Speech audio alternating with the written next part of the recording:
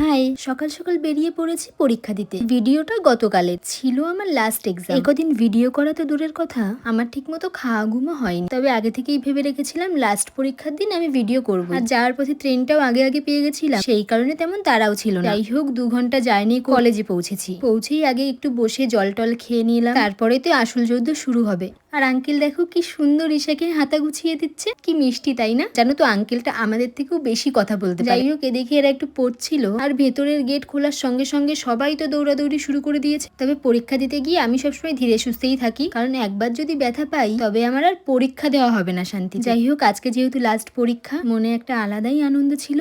এরপরে তো পুজো শুরু, আর টানা 1 মাস ছুটি, খাওয়া ঘুম সব সুন্দর করে হবে। আর আমি তো ভেবেই নিয়েছি পুজোর আগে ভালো করে নিজের যত্ন নেব। আর এইদিকেও আমার হাত ধরে নিয়ে যাচ্ছে আগে, যাতে আমরা বাসে বসার জায়গা পাই। আর সেটা পেয়েও ছিলাম জানো তো। আর স্টেশনে এসে ট্রেনের ওয়েট করতে করতে দেখলাম পেট্রোলের গাড়ি যাচ্ছে। এটা আগের দিনও দেখেছিলাম, বেশ বড় গাড়িটা। তারপর বাড়ি ফেরার পথে একটা চিকেন প্যাটিস আর বার্গার খেয়ে দুজনে মিলে বাড়িতে চলে আসলাম। টাটা।